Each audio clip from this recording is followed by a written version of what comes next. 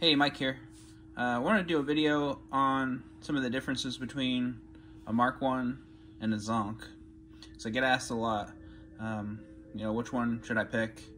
A lot of times I try to steer people based on their rig or their setup, or maybe just the sound that they're looking for. They're more similar than they are different, but there's definitely some differences. And I think I'll try to share with you the circuit, how the circuit differs, and the sounds, because the sounds are pretty different as well. But we'll go through the circuits here first. So on the ZONK and the Mark 1, the ones that I make, the knobs are labeled fuzz and swell and attack and volume. They're actually the same function, so they do the same thing on both the pedals. On the original ZONKs, these were switched around, so the swell was here and the fuzz was here, but they were the same functionality otherwise. I've just streamlined it a little bit on my model so that it works between the two with the same board setup. So on the inside, you can see these two circuits. They are pretty much, they look the same. Obviously slightly different colors of parts and everything that I've got in these, and some of that is just their different values. This one's got like a British transistor set in it. This one has the standard transistor set in the ZONK. But the layout and everything is the same between the two. We'll start at the input. The biggest difference between these two, the input cap. So green cap here and blue cap here. So this is a much smaller value. On the Mark 1, it's a 0.01 microfarad. On the ZONK, it's a 0.001 microfarad. So a lot smaller value. But that's really the biggest tonal shift between the two. It kind of, it shaves off a lot more low end. The Mark 1 will shave off only just a little bit of low end, where the ZONK will really shave off low end going into low mid range, and it'll leave all of your kind of mid high and treble pretty well intact, where this kind of pushes a little bit more low mid. And that's a big difference in how you end up tuning the circuit. Since this is right at the input of the circuit, as soon as you hit the first transistor, which is your buffer stage here, they react very differently. So you kind of need to tune the circuits differently. So beyond having a different value input cap, after that point I will also adjust the gains differently. Because there's so much less information coming into the ZONK, I will add a lot more gain on this front end here than I would on the Mark 1. If you do on the Mark 1, it tends to get really squishy. Perhaps overly squishy. Some people might like that, but just for the sake of consistency and how I like to build them, I prefer this to be kind of a lower gain. And this is a much higher gain, much higher than anything in a Mark 1 otherwise. So the other differences really are small, little differences. So there's a bias resistor here that's next to the big cap in the middle that goes to the Q2 transistors. It's slightly different, 3.3K, 2.2K. So there's this guy here, this on the board goes down to the attack pot from Q2, and on the Mark 1 that's a 1.8K. On the ZONK that's a 2.2K. Very different, or sorry, very close to the same value. Really minute difference. Same cap value here, a little bit different bias value here on the buffer stage. As you go through, same cap value here in the middle, and a little bit different bias for Q3. That's probably the biggest value difference in resistors. This is 8.2K, this is 15K, so this Q3 tends to be a little less gated, at least with the same exact transistor, but I try to get them pretty close to the same, kind of a mildly gated, not overly clamped off sound. A little bit of, you kind of adjust that, end up adjusting it with the leakage of the transistor. And then on the output here, there's just a resistor that goes to ground. Kind of makes the circuit a little more stable and quieter. And that is 47K in the Mark 1, 56K on the ZONK. So again, very similar. The biggest difference is this input cap. And then you end up tuning the circuit again kind of differently because of what you get out of it's filtering so much low end out. So on the Mark 1, I'll tend to go kind of low to high as far as the transistor gains go in each stage. On a ZONK, I'll end up going high to low on the transistor gains, and it's just it depends a little bit on each one.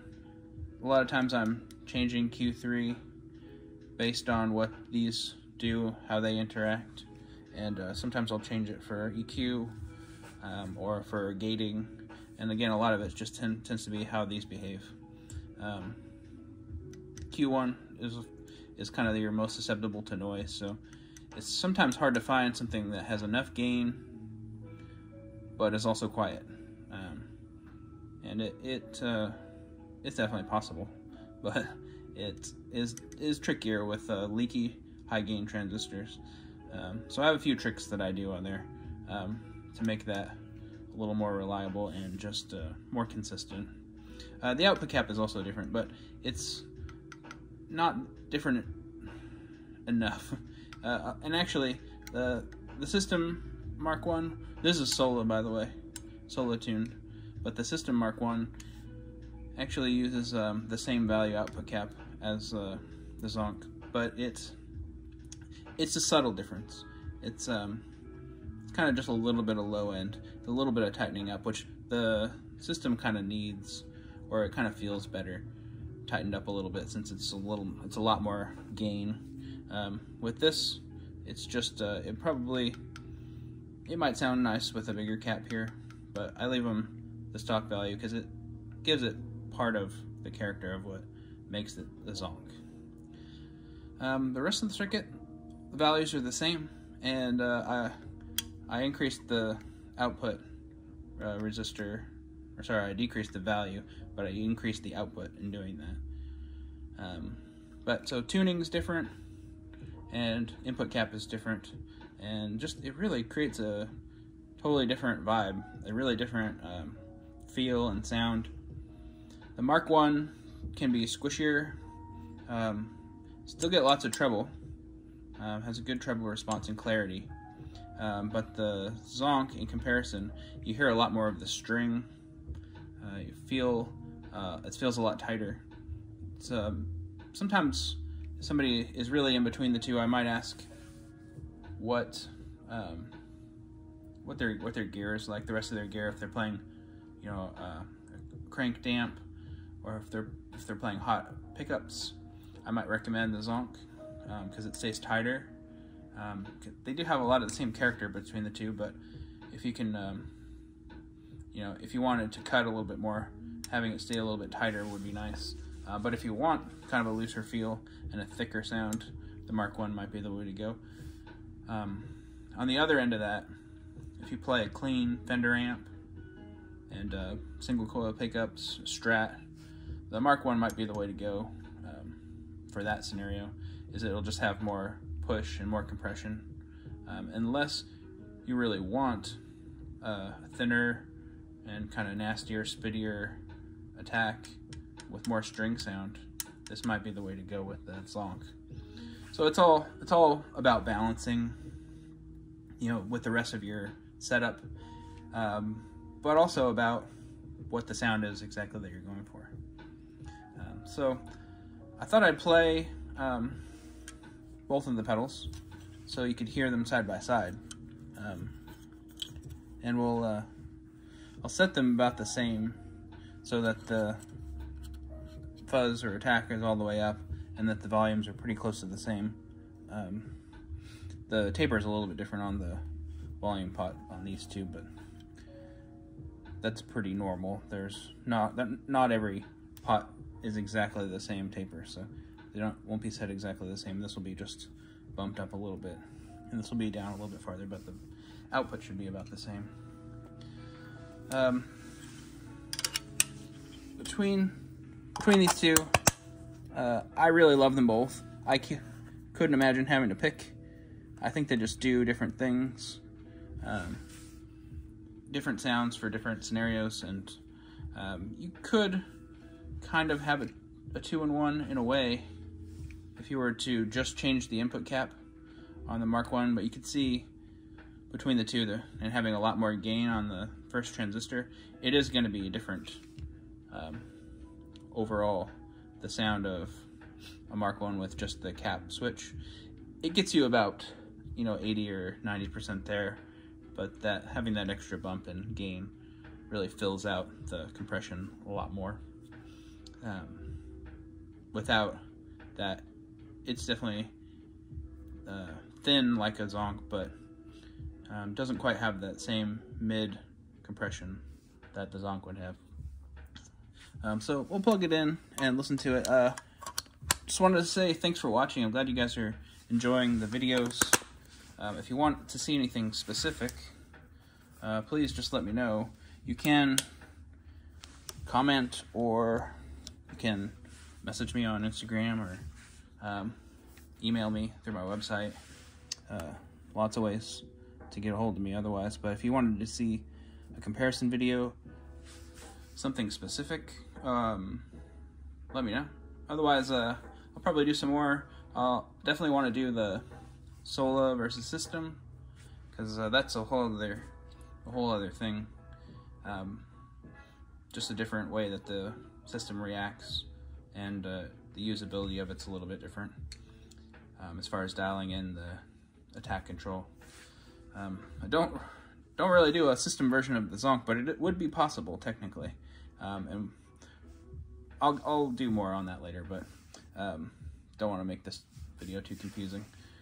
So I'm going to plug it in. I'm using the Telecaster bridge pickup, so I think it accentuates a lot of what each of these do well, and you can really hear the difference, I think, especially in the stringy sound of the ZONK. Whereas a humbucker has a lot more inherent compression, they become a little more similar. And I think this will demonstrate that best. Amp set pretty clean, and I'll just plug it in and we'll play some stuff, go back and forth, and I'll do, they sound really cool stacked too. I think best with a ZONK before Mark I, because you can kind of shave off some of the low end, since that's filtering now both of the circuits. So here we go.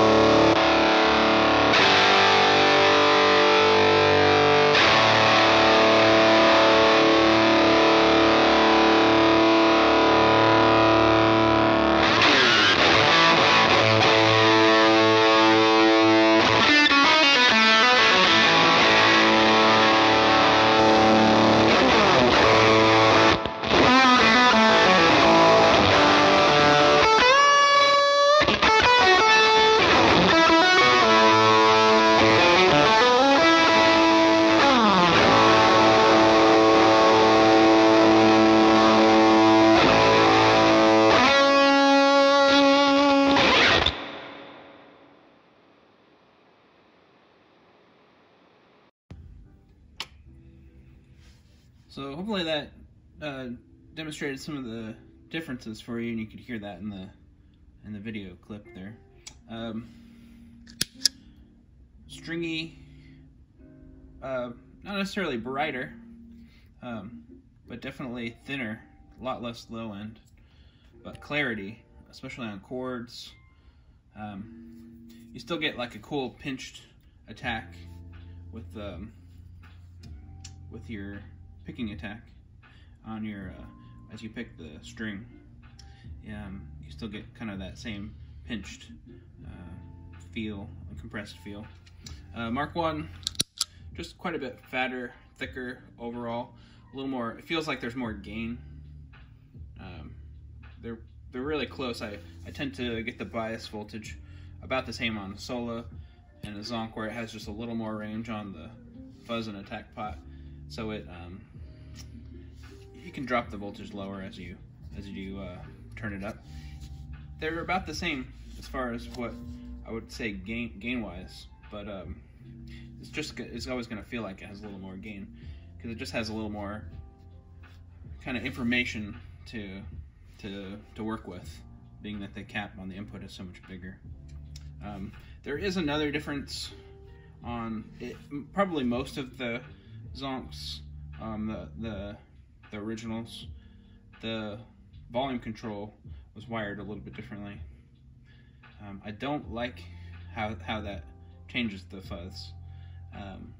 Some of them were wired this way, the same as this, but I do see quite a few old ones and schematics for them that show the in and out of the volume pot is flipped.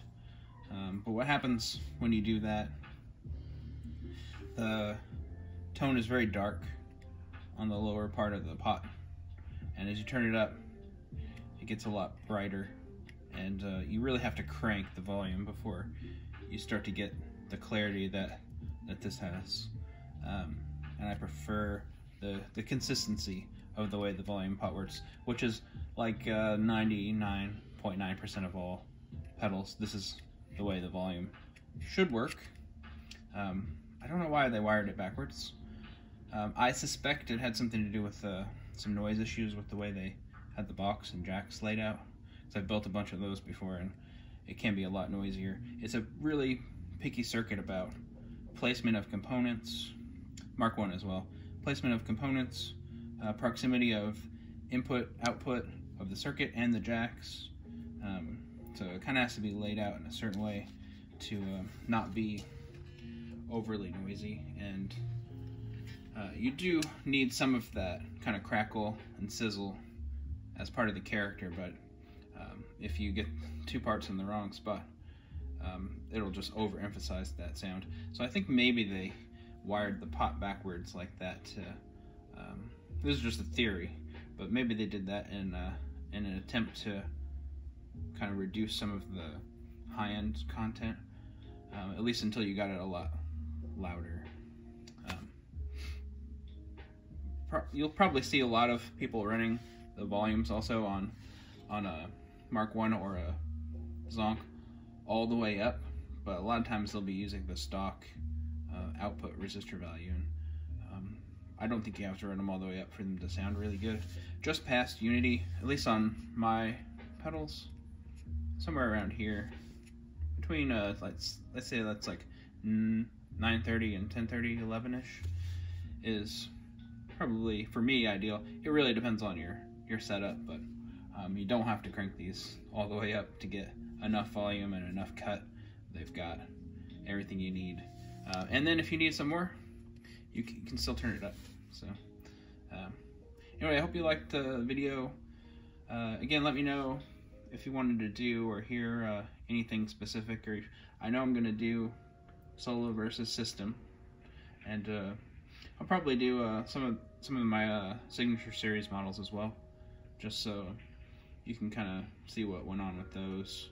They're a lot more modified, where these they're modified in ways that just make them really good versions of what they are and kind of emphasize the old circuit. Something like Descry or Zodiac, which is like the signature series counterpart of these, considerably more modified, and do very different things with a similar end result. Anyway, thanks for watching. I hope you liked it, and have a good one. See ya.